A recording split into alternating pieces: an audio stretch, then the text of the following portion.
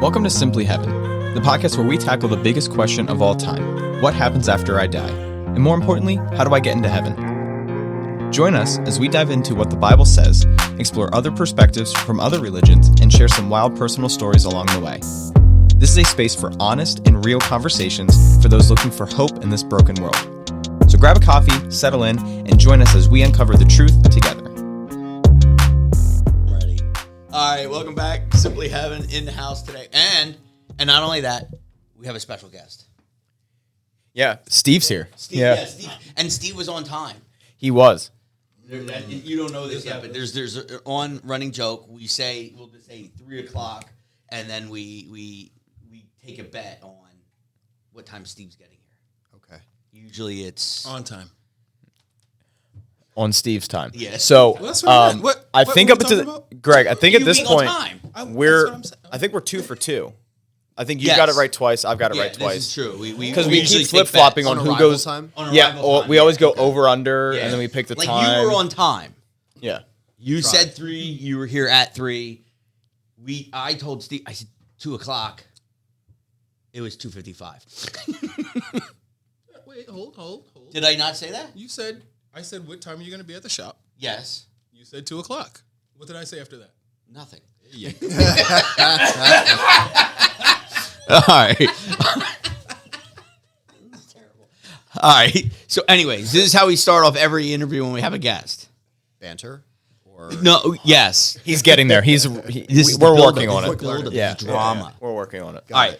So you get to heaven. This is secular or non-secular, whatever is your opinion. You get to heaven. The pearly gates open up. What is your theme song walking in? Oh, man. Yeah. See, we go deep intellectual here. We don't just ask any random stupid question. Crockett's theme from Miami Vice. Miami Vice. Really? Yeah. No, I don't. That's just the first thing that came to mind. I was going to say, it was like, I had that tape. I'm trying to, which one was it? Was that the original theme music? Yeah. Crockett's theme was? Yeah, A+. That wasn't the opener. That was the opener, yeah. He had his own, like... Was that the real jazzy one? It was a little wistful.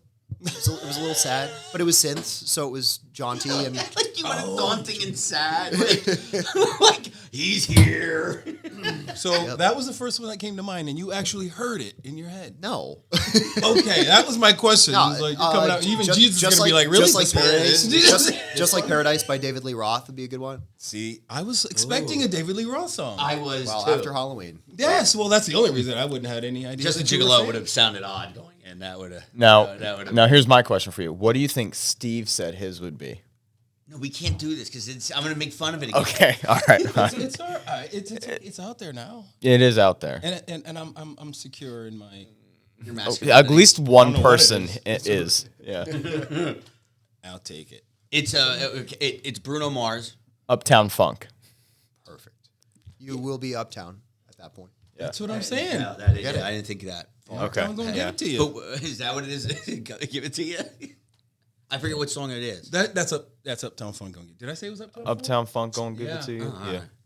I think you were thinking X gonna give it to you, but that's we're right. Different. Yeah, that's a town. different give it to you. Totally different. Yeah. Yeah. What Bruno Mars is giving and what Bruno Mars DX is more giving. of like in a nicer neighborhood of heaven. Yeah. I'll give you a real serious answer though. Ooh. Still going. And he actually looked this one up. Yeah, he did. I had to Ladies and remember. gentlemen. I couldn't remember who performed it, but the City Harmonic has a great tune called "Holy Wedding Day," and it depicts in the lyrics a bride waiting for her husband, and I'll cry if I talk about it for too long. But it's about Christ's bride, the church,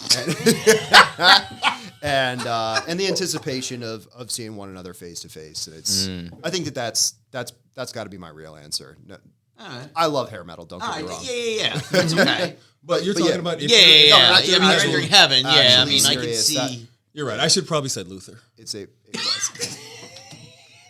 like the TV show. Was it? No, Vandross. doesn't it? Vandross. Oh, right. No, wait. I thought you meant the Well, no, he's got so many. really handsome British. Yes, it's James- true. There was James a show. Bond There guy. was a show. Luther, Yeah, yeah. I can't think of his name. I don't know. Oh, the show Luther? Yes. Oh, I know the show you're talking about. That was I Idris. thought you were That talking. was Idris. Yeah, No. yeah. Yeah, That's what I yeah. thought it was. I Yes. just couldn't think of his name. But no, I meant Luther Evangelist. Before Luther had a one-name show, Luther was the only Luther. No, how about Martin Luther? Martin. He's Martin. You don't that's a call. good You don't go up to Martin Luther King or Martin Luther and say, "Hey, what's up, Luther?" I mean, I didn't. When I said it. See what I mean? Anyways, do. we're gonna get Yeah. back on track. Okay, so the reason why I want you in here, okay, is because, and you could correct me if I'm wrong, bodybuilder, hobbyist, Dude is jacked. Let's just be real. but you are jacked, True novice. Yeah. so we can't say anything offensive. He's gonna beat the out of us. no. Wait, body. What is it? Body novice, bodybuilder novice. True novice is like technically my category. Someone who hasn't competed before, but I'm just about it. Do you think I can enter? You could enter. Anyone can play. said St. Peter at the pearly gates. All right, so novice bodybuilder, father of 3 boys, That's it. married. Yep. See, I nailed that one that time because I said 4 last time. Yep. I think we were counting the dogs. Oh, do you have dogs? Not anymore. Oh, See, that might be what's Back down to 3. Population 5. Yeah. and painter Yep. and tattoo artist. That's it. And that's really why I want to. Those are the hats. Those are the hats. That's a lot of hats. It is a lot of hats. Yeah. So you haven't done any acting yet. Where did that come from? A little bit. You, like, Me? y'all know each other, and you haven't had him on. I film? tried. tried. I tried. Nobody wants to star in terrible movies. I was being dad and tattoo artist and all the other stuff. You were right now. I was waiting for that other hat because they're castmates, David and. No, he No. hasn't showed up. Very. No. No. Not yet. I'm trying. He keeps telling me no. Because you text me the day of. That's it. This That's is it. true. Oh yeah. Yeah. If I had Welcome to independent low budget smidge filming. more notice. Like, give me at least 2 days, Hey, you busy in 5? You are. Good. I guess you're not showing up. So my question for you is, being that we are a faith-based Christian pod, the question probably boils down to, what's the backlash of giving people permanent ink? I mean, because you get the older school generation that probably looks down upon it, I would think. Yeah. Or don't you run into it? A little bit, not a whole lot. I feel like a lot of the prejudices against tattooing as an art form are kind of fading. Oh, well, that's good. Because I get it every now and then. Yeah. And it depends on who you interact Are they with talking most, to you too. or I mean, tattoos and I spend so much time surrounded by my own people that, Right, it doesn't- they don't have as much, spend all my time at work. And clearly they're okay with it, right? Yeah. That's what I'm wondering when you. You'd hope so. Get it a lot. I do get it By the end periodically. of the session, hopefully. Yeah. But are they talking specifically about? Well, I get Also- the one that's more of like, in the Bible says. Well, and we could talk about that. I Yeah. would like to. Yeah. Where and what? I know- Leviticus. It's Old Testament. Leviticus, Okay. 19. Yep. Well, He thank came you. prepared. As He the came artist, prepared. Unlike did. He's us. got a tattooed on. So He came prepared, unlike us. We could jump off because that is something that'll. So man, this is tough. Yeah. I feel like what we're talking about, it's worth saying this is largely an American response.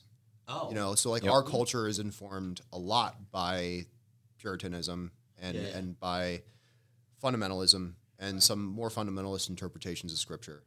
I think that it's really important looking at Leviticus specifically to look at the ways that God gives us laws, right? So there are kind of 3 categories of laws that God gives us in the Old Testament, and one is about separating us, setting the Israelites apart, and we can apply that. It's conditional, right? Those are conditions that, given that Israel doesn't exist in the same way that it did then, but the church is in a really special way a new Israel, and so that we need to be conscious of that going into our daily lives, setting ourselves apart culturally, and how we express ourselves. So we can circle back to that. Then there's also. I mean, I want to. Yeah, hit me. I wanted to pause on that. Yeah.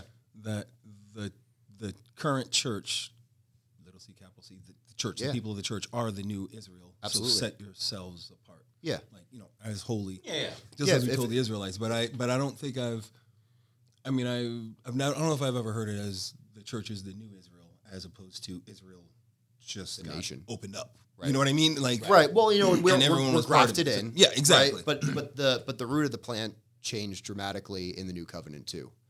So the other category is laws for rightful worship. So that's all of the stuff that pertains to the temple, your purple and red and scarlet stuff, the pomegranates, everything, all of the wildly specific rules that God gave for how the temple was supposed to be built, what the priests were supposed to be up to and whatnot.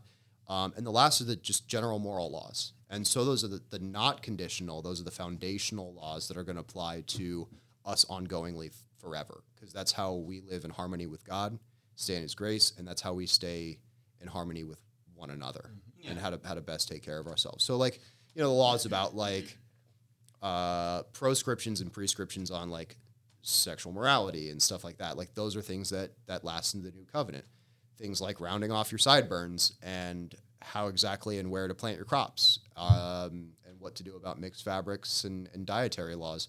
Those all were not abolished, but fulfilled in the new covenant. And so, Paul says, you don't have to worry about it. The biggest thing that happened in the New Testament was that one of the biggest scandals in the early church was the Judaizers insisting that everybody had to become Jewish first before becoming Christian and be circumcised, which, as you can imagine, a lot of folks weren't looking forward to. So it was a relief to them. It was the guy doing the circumcision. He couldn't see too well. Right. A lot.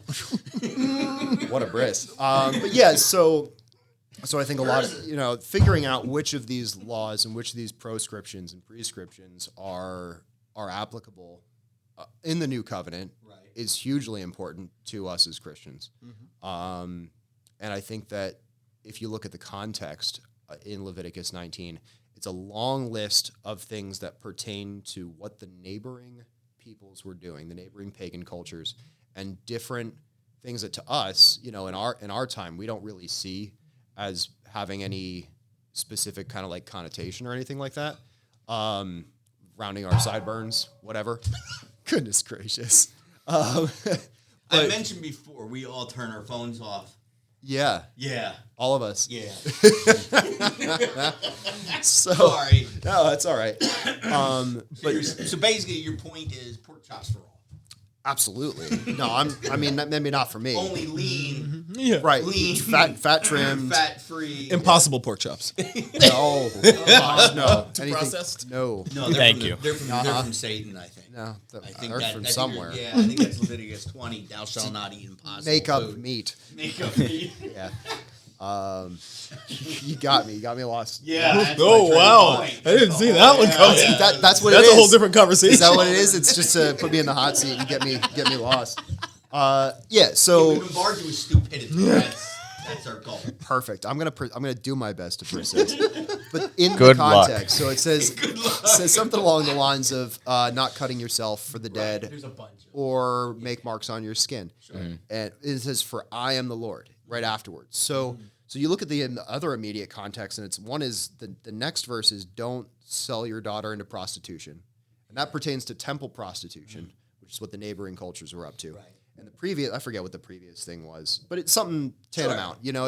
It was them dealing with the ritual and worship practices of the neighboring peoples. So they had very specific approaches to mourning and to, whatever was between them and their gods had to do with tattooing.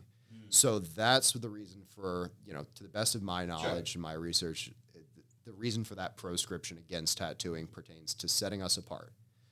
Don't be like them. They do this. Don't do that. And I want to set you apart. And it's also basically don't you're step on separating- God's yeah, don't you're step on separating God's us from toes you. either, because as a religious practice, they shouldn't be participating in it either. Right. Because those were religious practices. So don't do these things that are religious practices, because then you're breaking the first law, and that's never changed.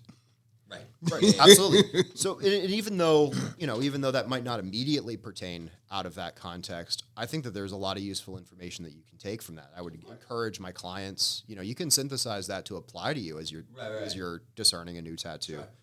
Find something that's going to be edifying. The Bible says, the litany of things, whatever is true, whatever is beautiful, whatever, all these, get these things tattooed is kind of how I like to think about it.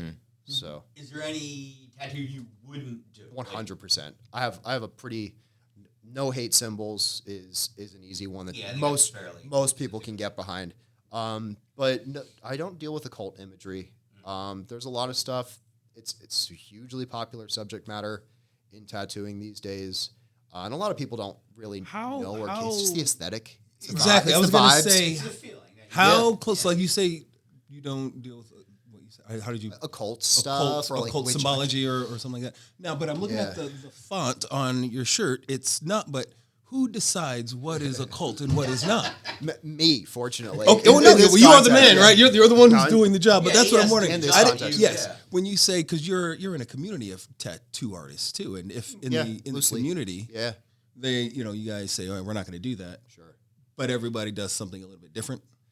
Oh, I mean, there are a lot of people. I know some tattooers who are practicing witches, who are practicing Satanists, and like they'll do. And so I can kind of dodge some of those things, and just refer people off to other. Well, sort of. I mean, I have He's a lot of on clients Sundays. I am not who fall into that category as well. I mean, it's business help. It is. Well, yeah, and but me and you do something very similar though, because I get a lot of the questions. I do weddings, and people are always like, "Oh, well, you do this type of weddings," and I'm like, "Yeah, I'm not marrying them." You know what I mean? So I feel different. It's tough, and I've got a lot of clients who I absolutely adore, many of whom are in. I would like to say I'm one of those. Different. Wait till he gets to the finish. You might not want to throw yourself in the group. Coming from all walks of life, and I don't, never discriminate on the person and what they profess or who they love or any of that. Everybody's welcome to get tattooed. Yeah. Just don't ask me to tattoo something that violates my moral code. Right, exactly. And so the ACLU hasn't gotten at me yet, but at the same time, it's about trust. And there's a love and a loving and charitable and kind way to initiate those conversations. Sure. And there's tattoo artists have a reputation for being gruff and kind of like piss off, kind of stuff. And that's not how I choose to do it. I like to say I don't specialize in this. Right. I can't bring my best to this, and it kind of is at odds with my worldview. I'm sure you can appreciate that. Right. I wouldn't tattoo something on you that you don't want. Please don't ask me to tattoo something that makes me uncomfortable. And everybody's cool with it. I've not had I had maybe one person get super grumpy about it, but like really, that wasn't even about me refusing their subject matter. Yeah. It was on totally formal grounds. It was like this is too small for this area. This isn't going to look good. I was trying to counsel them into making a artistic decision. Sure. And that's your job. And they turned it into something totally different. And it was like, well, it's because I'm this. I was like, no, man. Anybody could have come to me with that dumb idea, and I would have told them no. It has nothing to do with you. But that did. I remember that conversation well. That did bum me. Well, it bummed me out, and like I was heated about it in the moment because he accused me of being racist or homophobic or whatever it was, and it was both. And what bummed me out is that like he was conditioned through his life experiences to expect that any kind of, not even antagonism, but any kind of like rejection or whatever. It's the response was to on rejection. those grounds. And I was like, man, that's tragic for that guy. Yeah. That's his experience, and that's what he's been conditioned to kind of like get his guard up about. Mm-hmm. So, I hope he's doing well. Yeah. But hey, God bless. God bless. Yeah, God bless, and keep moving forward. Yeah. God knows who you are. Yeah. By the way, you painted one of the most beautiful paintings of Jesus. Oh, thank you. Yeah, that I've ever seen. And so if you don't know, I don't know, where can they find you? Me or that painting? Well, it's both. Oh, you can find me at St. Ignatius every Sunday. Yeah, and a couple weekdays. That's where the painting is. Yeah. And that's my home parish in Sinking Spring. And then I tattoo out of the Goggle Works Center for the Arts in Reading, Pennsylvania. That's where I maintain both my painting and my tattooing studio disciplines. Okay. Yeah. Is that where you keep the children too for the dad hat? Is there daycare? I've got one mom and one mother-in-law, and they do a really great job. Yeah, they allow me to work full time, and they allow my wife to work part time, and it's a really great setup. We couldn't do it without the moms, that's for sure. Family is absolutely huge. I mean, that's build it, sustain it. It's huge. Yeah, they are our village. The kids are blessed to have a whole handful of grandparents. That's great. Who are all they're all active in different faith communities. Across different denominations, but they all love Jesus. They're all on fire, and they've got a bunch of great examples. So now, did you have something? I do. Oh, yeah. I don't know. Well, I got time. Go ahead. Oh, you're looking to get out of here. Yeah, apparently. You got more wings in the oven? Air fryer. I'm sorry. Sorry. Get it right. He goes, yes. He goes, what do you have to heat up at the shop? I was like, I got a microwave. He's like, no, I'm bringing air fryer. No, I'll be rubbery. Can't have that. Not good. Can't have it. No. Yeah, you turn rubber chicken, son. Yeah. No. Yeah, it's like rubbery and gross. Yeah. So anyway. Can you edit in a rubber chicken sound? Yeah. Yeah, we can. I have a button. It doesn't have a rubber chicken though. Okay, so no. Greg's button is because he likes to wear sparkly shoes. I do. There's a button that's like wind chimes. No, it's like come on. Yeah, we don't know which one it is. You can't cue it up. Hold on. It's been a minute. My word. Oh, we're gonna go all the way through the applause. No. Quick, Greg's had his shoe on the table. Yeah, for not that one. Oh. Nope. Yep. Did you hear that through the headphones? Because that almost made me deaf. Yes, you must have. No.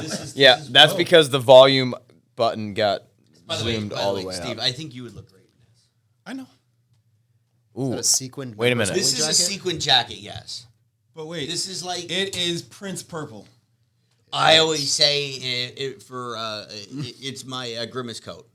Yeah, it is. It does have a lot of. Actually, it's a little more red than what Prince would wear, but it is. You gotta. It's like hot purple. Mm-hmm. Yeah, it's hot purple. So all right. So going back to you a little bit. So we really need to get the camera back in here. We're just sorry. Anyway, so when did you know you had a talent to paint? And was that like something that you like felt? Yeah, pretty early on. I've always enjoyed art. Parents were supportive. You say early on, 5, 6, 7? Yeah, just real young. Oh, wow. Yeah, real young.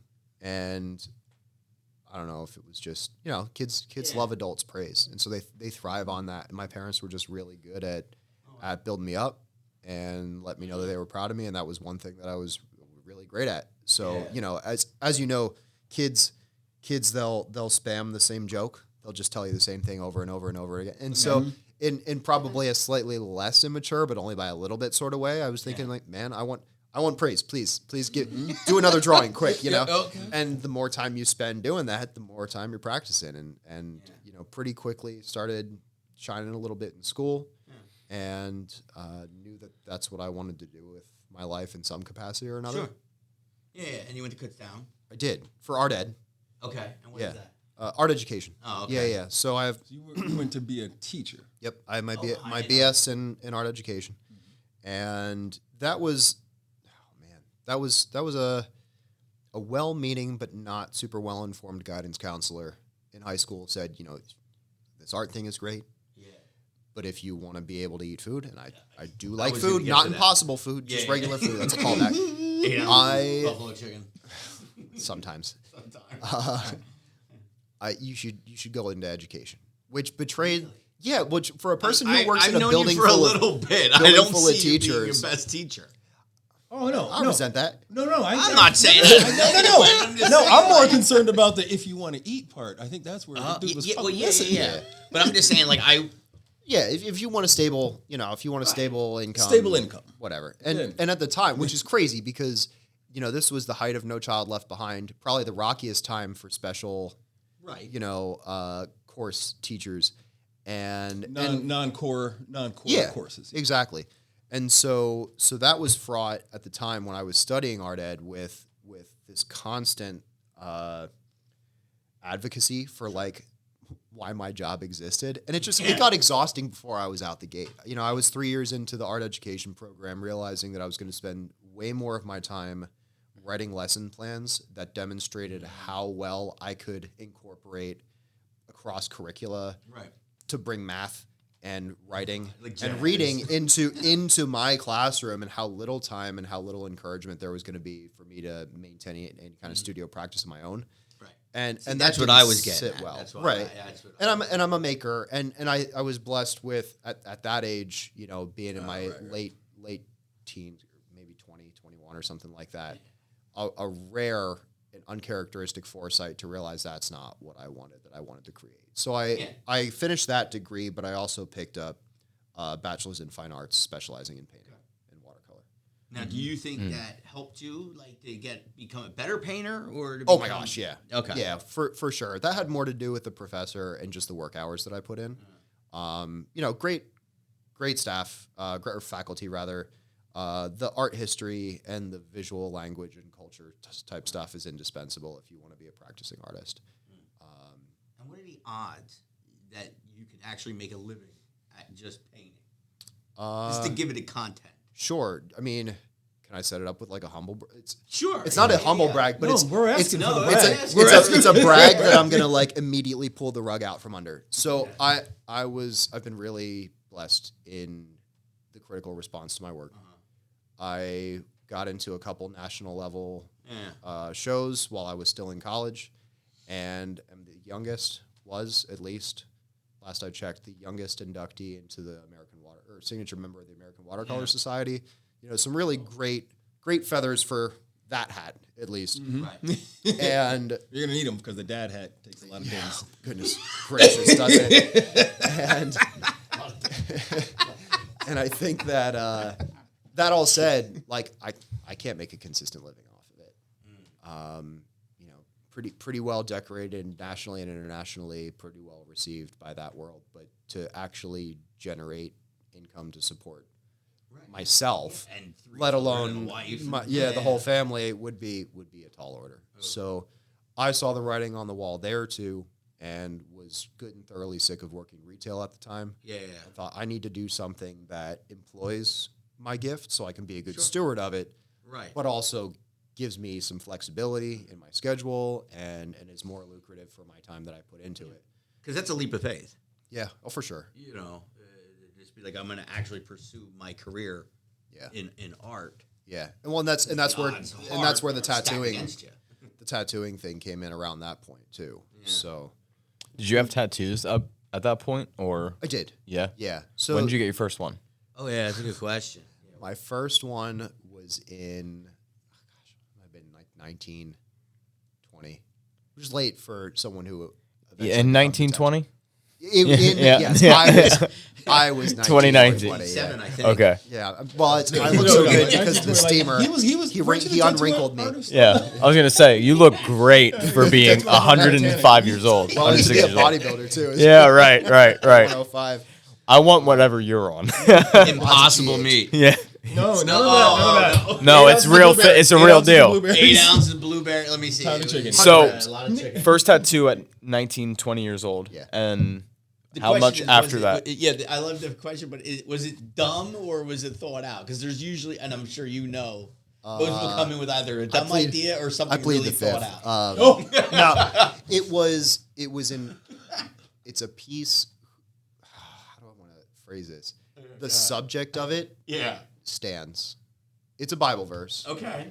The placement was bad. The execution We're not going to could have been more thought. No, it's all right. No, he didn't do a poor job. I micromanaged it, as a lot of people do for their first tattoos. Oh, really? Yep. And he could have, but chose not to counsel me on some elements. And my motivation was not great at the time. So I have it still. Oh, do you really? Oh yeah. If it's visible, where is it? It's not visible. Oh shoot! Is it visible Post-pod. competition? Yeah, probably. Okay.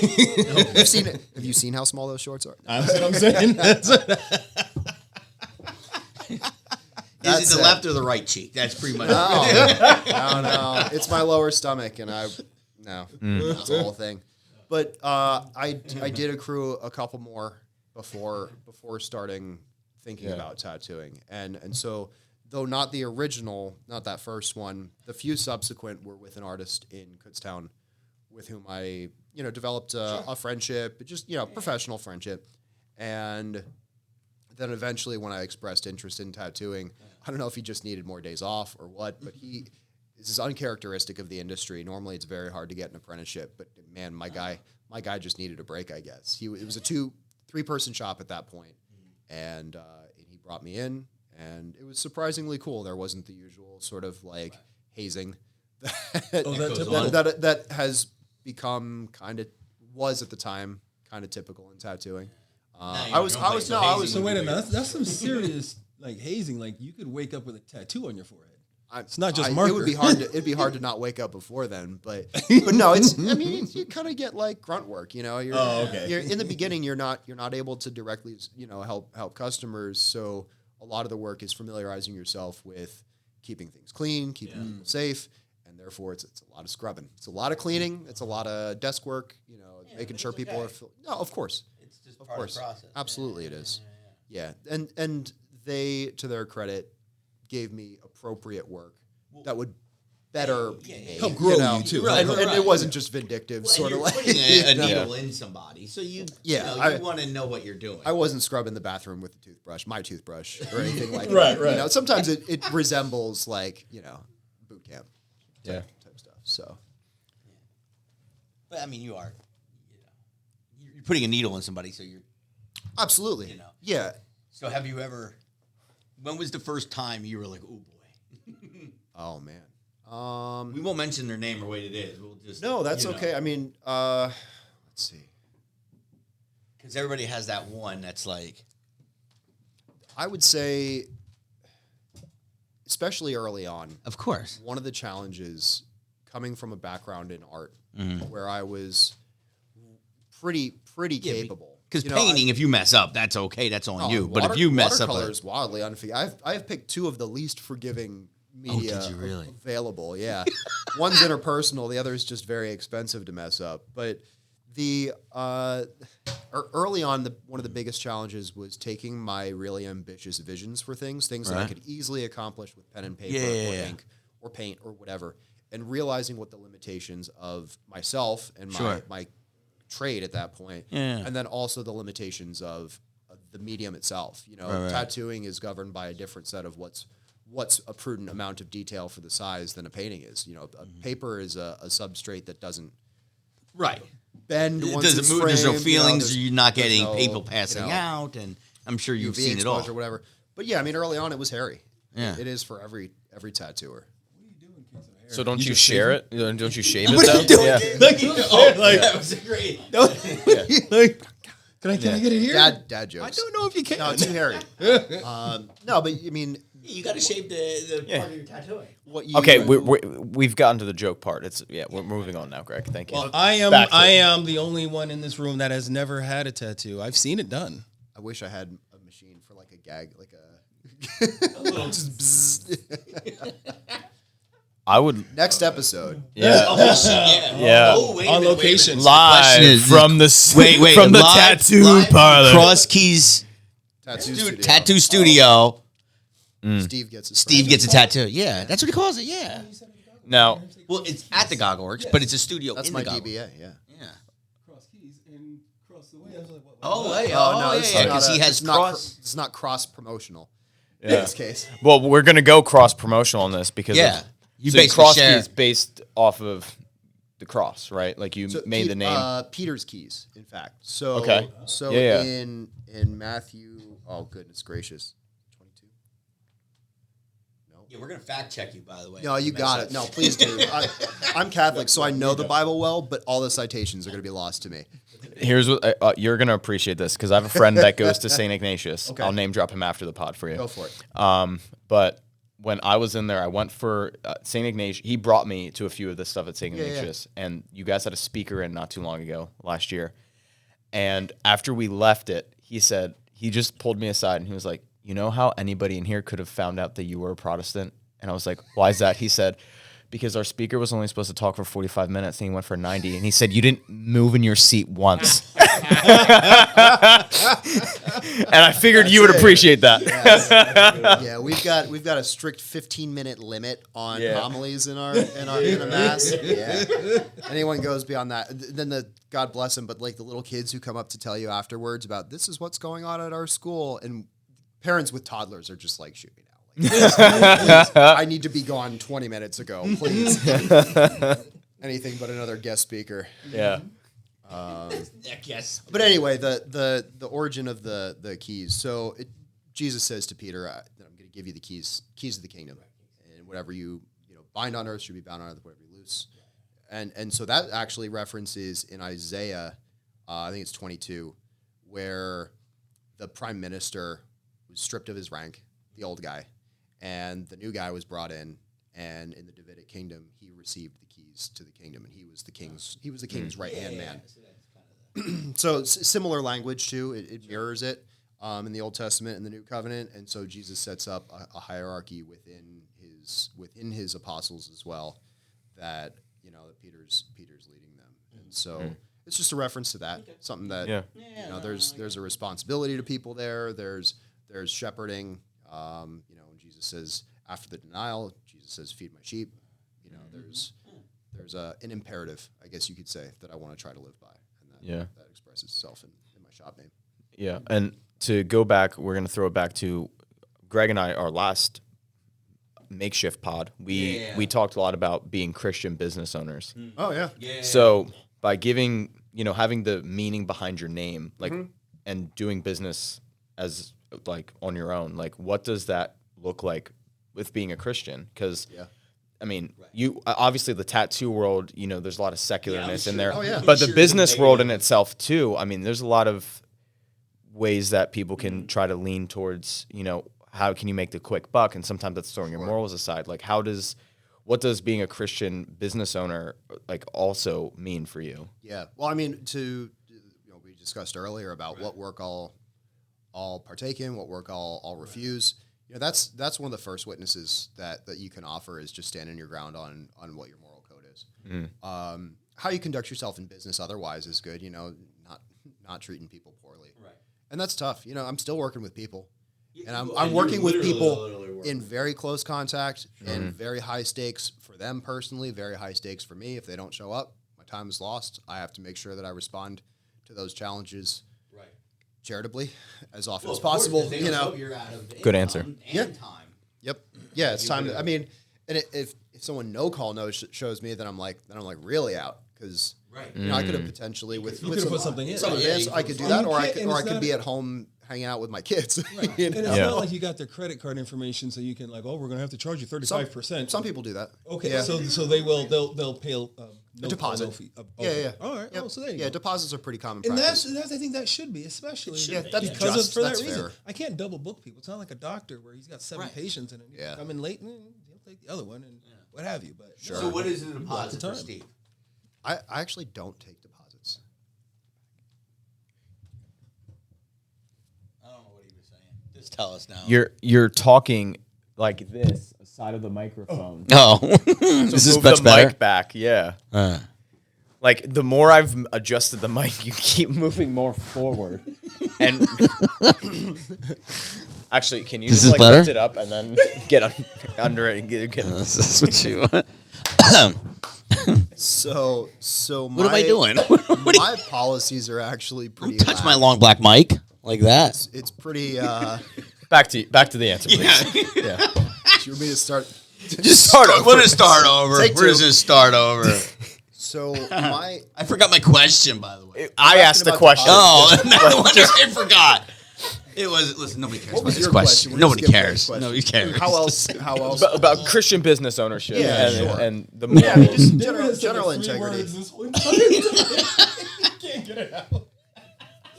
But I think talk over one another I here. gathered. Yes. I think one of something else that constitutes like an imperative or even like a source of accountability is that if you're going to wear that on your sleeve and if you're going to be forthcoming about your faith and if you're going to use it as grounds to not do certain things, then you also have to conduct yourself professionally outside of that too. You do, because it's 24/7. What business access to me? Yeah, well, yeah, it is. It's exhausting. But you're a small business, and I think we went through this on Thursday. Was it Thursday last week or Monday? Monday. I don't know what day it is. Someday. Sunday. It was not Sunday that I did know, but we had this. We have a mutual friend, and we were like, we were describing how has the employee mentality other than the employer mentality, and I did the whole thing. When we went, how many days a week do you work? And we both went 7. Yeah. You know, how many hours a day can you be reached for the business? 24. Yeah. You know, so you have to be accessible. And how do you? Within how do you? Yeah, right. Within reason, but how do you defer that? A, to your walk, and B, to being a father and a husband. Yeah. How do you? I mean, I don't work Sundays flat out. I don't tattoo on Sundays. Okay. Yeah. I might do, once all the family time and church and all that's accomplished, I might hop in on emails or prep drawings for the day before. Yeah. I try to relegate that to like a smaller chunk of time. Yeah, because I would think the working out is probably your time. Sure. Yeah. Trying to take it away from you. Yeah. So it carries weight. Yeah. Because if you're professing that, right, people are gonna make sure that you're living accordingly. Yeah. And I work in close proximity with people, with their bodies. People are in various stages of undress, to get work done in my shop. And so maintaining that integrity is huge. Well, and that's tattooist. What's the term? Tattooer. Tattooer or tattooist? Tattooer is common. You don't want to be known as the grabby one, is what I'm saying. Tattooist, tattoo artist, all those. That's the one I was looking for, grabby tattooist. Well, the market that way. It's a huge pandemic. I mean, tattooers wield. There's like a.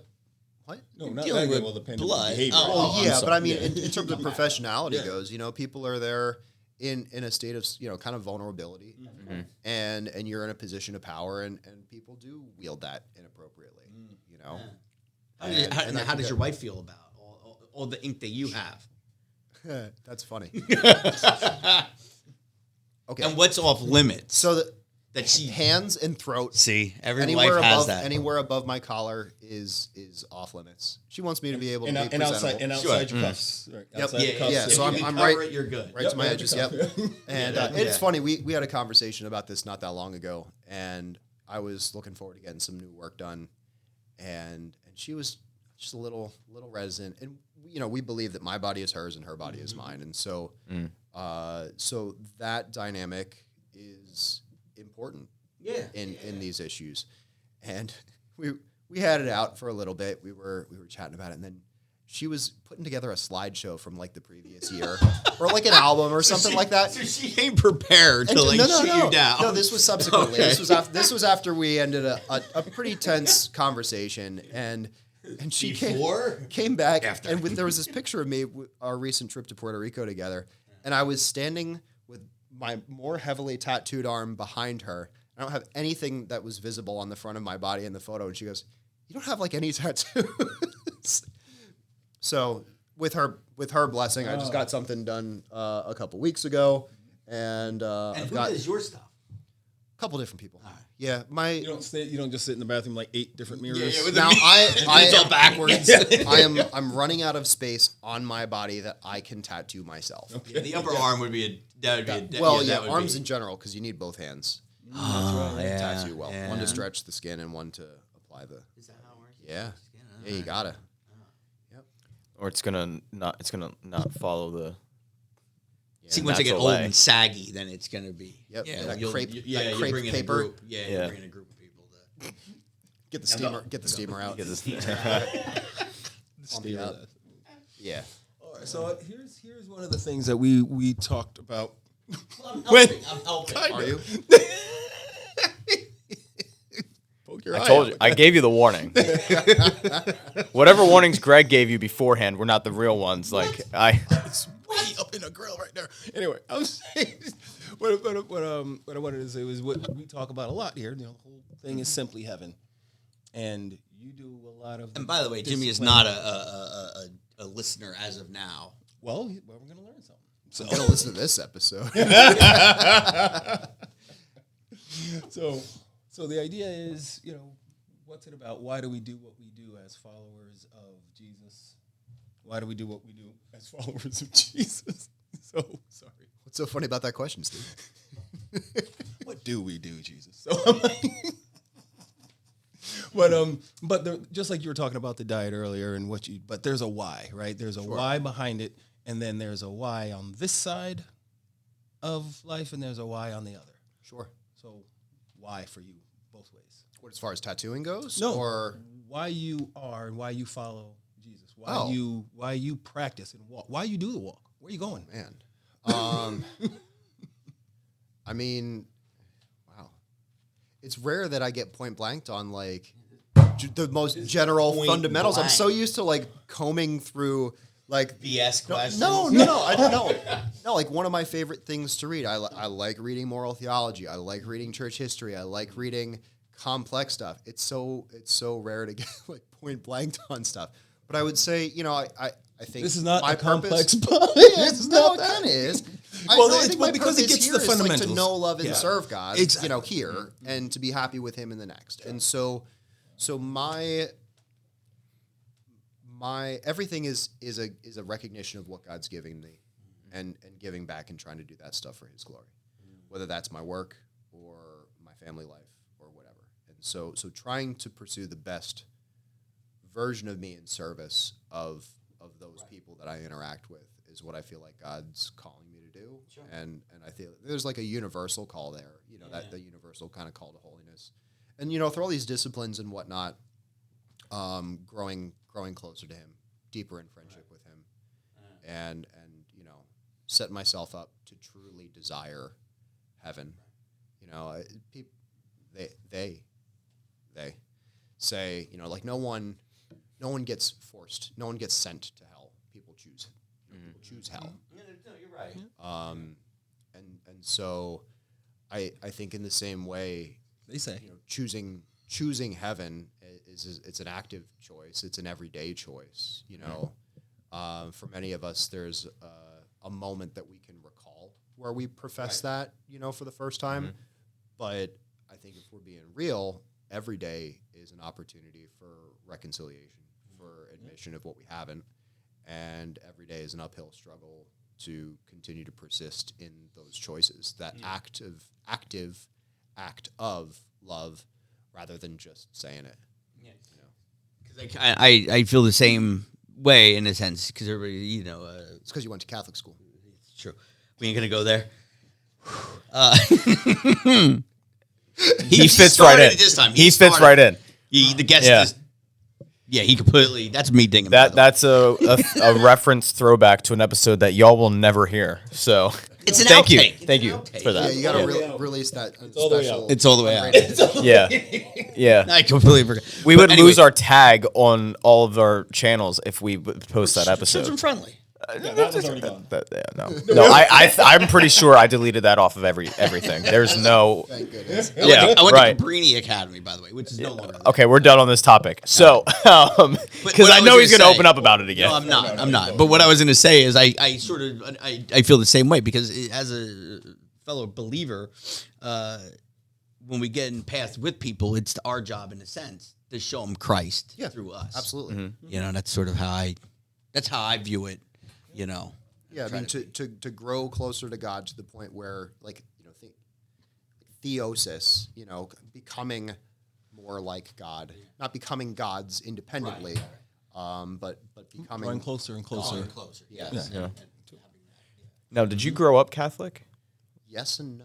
Okay. Oh, really? Because my question would be, because I think Catholicism is a little bit different than your more Protestant, where it's I think most Protestants, they might have had that stint of growing up in it, and then they step away, and then they have to find it again. Too. Did you? Okay. Yeah. Because I was going to say, versus I think a lot of Catholics, they have the opportunity for the traditional thing where most Catholics they were raised Catholic all the way through, and really don't have that. So what did that journey to Christ look like for you? So I'll say that you may see that.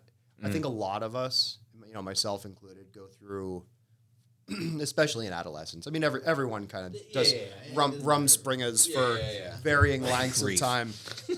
But my situation. So you went from Catholic to Mennonite, now back to Catholic. Right, but the really wild blend, just for a more stage. Amish. Amish is the rumspringer. You're an Amish outlaw. Is that what you're trying to tell us? No, the beard might fool you, but no. So I grew up. My folks. I'll give you the backstory here. My folks split by the time I was not even a year, I think. Okay. They both hailed from different expressions of Christianity. My dad coming from a Catholic background, my mom coming from Catholic, and then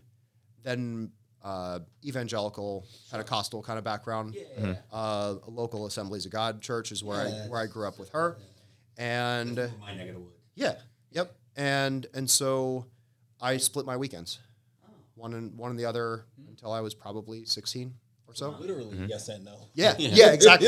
I think my answer's out. And fall in love trying to convert one another? No. That's a lot of no's. No, but so though there were a lot of different factors that contributed to them splitting up. Sure. One was big cultural differences, and that part of that was their faith backgrounds. Of course. Which neither of them were at the time. I don't think they mind my saying this. They particularly living either of their faiths at that point. It was more where they were. They were in college and early 20s. So but when a child is born, suddenly the stakes are raised, and so suddenly you're thinking, well, it just got real, and what do we teach him? Right. And now they had different answers, and so that was a contributing factor to their their parting ways. And since then, both have stayed on fire for Jesus. Oh, well, that's so great. This is huge, that are they they still were trying both, to convert one another? No. So he'll get back to you. You paused on that. No, the story gets funnier. So my mom, unbound by Catholic, church canon law, was free to remarry, and she met and married my stepdad, and I've got 4 awesome siblings because of them. My dad observed his wedding vows for 25 more years in chastity, in celibacy, and it was, there were some early jokes that if Amy doesn't come around and I guess another 10 years, I guess I'll become a priest. And that joke got darker and darker and darker until I was 23 or something like that. And he pulled me aside. We went to the West Reading Diner when it was still the West Reading Diner, and he said, "Hey, man, I'm discerning the priesthood," and so I gave him, actually our bishop asked that he get my blessing before proceeding with his vocational change, and they were a good candidate for an annulment. My mom was really helpful with it, and my mom's side of the family they were because an annulment is not just a divorce. Right. It's that it never happened, right? Oh, wow. And so there I got are to a lot work on of that with my parents, by the way. There are a lot of conditions that contribute to what constitutes a valid marriage, including was there full consent, or were there any external kind of pressures, whether it was a kid on the way or whether it was familial pressure or whatever it was, that could be grounds for an annulment. Whether they were properly informed and formed in their faith and their understanding of marriage, whether either of them had even temporary bouts with really bad examples of marriage, and both of them went through struggles with their immediate families in the context of their marriages at one point or another, and so they were an open and shut case. It was a pretty easy for the tribunal's the word, but for that court to basically to say, like, is what it is. And that actually gave me, it was bittersweet, but it gave me some peace about my relationship with my stepdad and my siblings too. Because suddenly, even though he was a great influence in my life and present and caring and all of that, providing, there was still something distant there, and it was still for a long time in my heart. It was like, man, I don't need a dad. go away. Don't want to be bothered. I don't much like you. And that's just too much testosterone in a house when you're a teenager. But there was a piece that kind of came over me with that. And also it gave my dad license to pursue his studies as a priest. And now I don't know how long he's been a priest. It's been a few years. He's got his own parish, St. Mary's up in Kutztown. And so he's local. Because they have to go like on within the Allentown diocese. Which is he'll never be sent far. Oh, well, that's good. Which is great. So he's Father Grandpa. That's interesting. It's a good, a little bit. It's a cool game. Did you know he was leaning into that, or did he just I mean, he was wildly active in our parish. He had already been studying for his master's in theology. So you kind of independently. Everybody in our friend group for years was like, John, you should really become a priest. And so, I gave a speech at his the reception after his ordination, and she said, he's been an amazing father to me my whole life, and a great example of Christ and the Father's love. And this is my opportunity to share his fatherhood with everybody, and it's been huge. And I still benefit from the witness of my mom and my stepdad to their Christian marriage, and and her exemplification of motherhood. It's it takes all that to form somebody well. That's great. Yeah, that's awesome. No, most people don't have that. No, especially coming out of a divorce. Yeah, exactly. To have two healthy relationships. Yeah, divorce. Well, they could communicate. I'm sure it was bumpy. Sure. Yeah. They were great co-parents, though. That's what I mean. Yeah. It was huge. That does not happen. I know. It does happen, but it's like, really? How'd you do that? Yeah. Well, they realized that I was the common enemy, and so long as they could gang up on me, it's the enemy of my enemy. This guy over here. Oh, wow. No, they did great. All of my moral. I was going to say all my moral failings are my own and not my parents, just in case they're listening. But he was born with the beard. I was an early bloomer for body hair. Made swimming class really, really rough for a bit. You just sat there in the water. And you didn't have to pedal. Other kids got their I wasn't very good tangled in it. I can tell you pedaled through the pool instead of swimming. All right, we're getting close to the end here. Do you have any questions, David? I'm going to go to you, then to Steve, and then I'll end. No, I think I got to ask the ones that I wanted. I mean, I was curious to see about the journey and, tattooing and your thoughts on that and everything like that. I think it's... Yeah. Mm-hmm. I mean, do you have any last... I'm going to swing this. Well, now they can't hear you. No, I don't. I'm asking him. I'm sorry, what? Right, but are you... But are you gonna do the close? You're gonna close out the line? Well, I always just the ending question. No, he doesn't know the line. I tested him last week. I don't know the line. Yeah. So do you want to? I'm gonna ask the final question. He's gonna answer, and then we'll let you do your line. So let's go ahead. Oh, okay. That's all I got. Oh no, question wise, I'm good. That's my main question was going to be about. Do I know the words that we end? Yeah. So we ended it. We have a little mantra that we say at the end. Get to your final question. I don't know it. What's your question? Okay, my question is thank this. you. You're welcome. First of all, thank you for that was coming to our on. guest. You could. How do we find you? First of all, Krusky, Instagram, Facebook, Goggleworks, all that good stuff. My Instagram for my my tattoo work is Jimmy2, the number 2. Yep. Times TIMES and number 13. Okay. And Cross Keys Tattoo Studio also has an account. James Maria Paints is my painting account. And you can find crosskeystattoo.com or jamesmaria.art to take you to my different. How far out? Like if you want to book a tattoo, like what's tomorrow look like? Oh.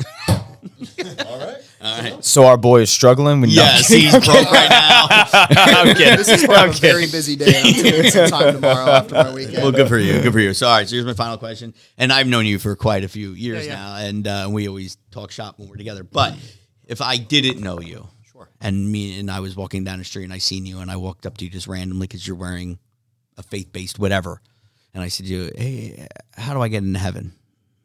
What would your answer be?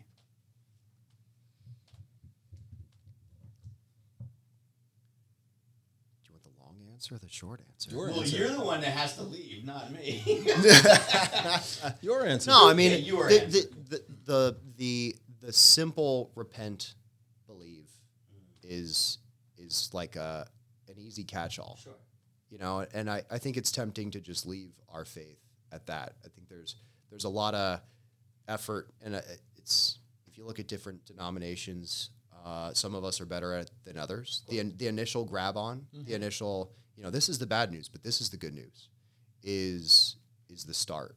But it's what you do from there, and then how do you abide, in God and in God's love, and what does Jesus ask of us? Yeah. What does the Bible say are necessary? Peter says baptism saves you.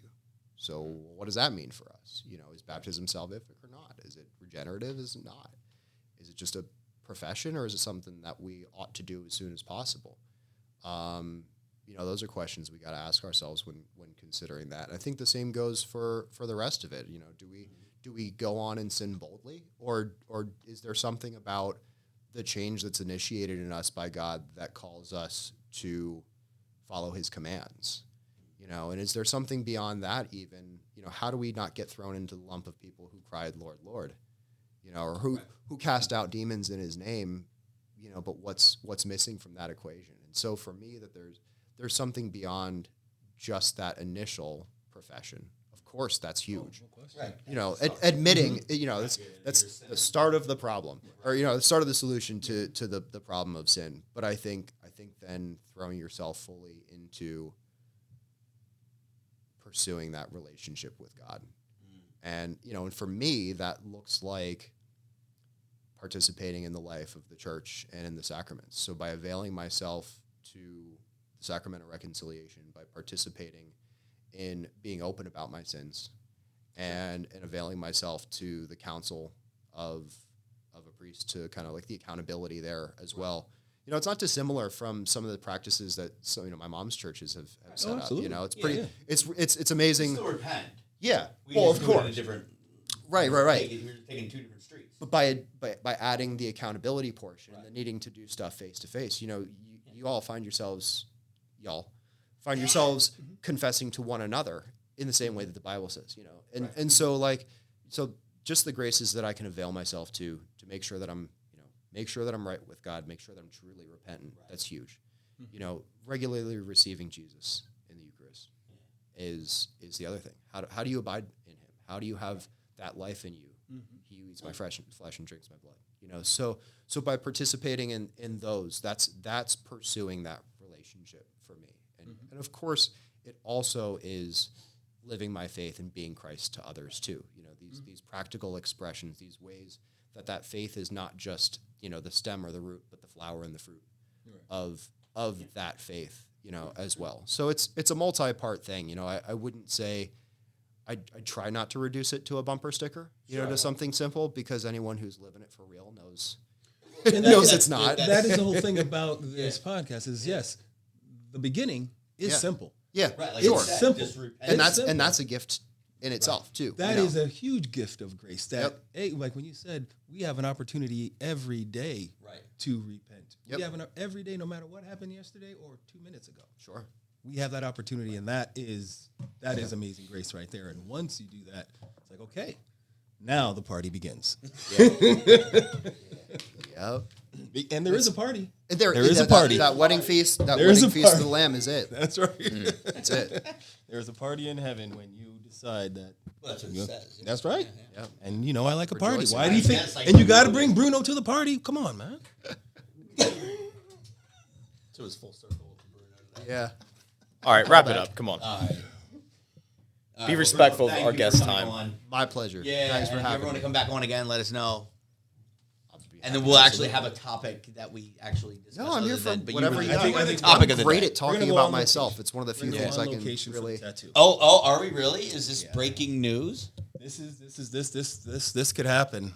Like, things are changing. Y'all don't even know what happened in the past few days. We'll talk about it later. But listen, all you got to do is go to Mexico and it changes you. That's what Steve's saying right now. You have to go to Mexico on the right day. That's right. God. Well, no. Not now. Wrap it up. Come on. Yeah, let's go. Wrap it up. Put a bow on it. Thank you for coming on. I appreciate it. Thank you. Yeah. And Jimmy, you'll love this because this is our mantra, how we end. I'm not going to start. I'm not going to do the middle. I'm not going to do the end. I'm just gonna lay it all out so that Jimmy knows. Okay. All right. You do it. I'm going to try. I'm going to give it my best. Right after I say it, or right now. Yeah, you're going to lead him in prayer. Okay. Yeah. So, thank you all for listening. As always, love God, love people, do something. Thank you for joining us on this episode of Simply Heaven. We hope this discussion has sparked your curiosity and provided some comfort in this often confusing world. Remember, this podcast is all about honest and real conversations, and we encourage you to reflect on your own beliefs and experiences. If you enjoyed our chat, please consider sharing it with a friend or leaving us a review. It helps us reach more people seeking hope and understanding.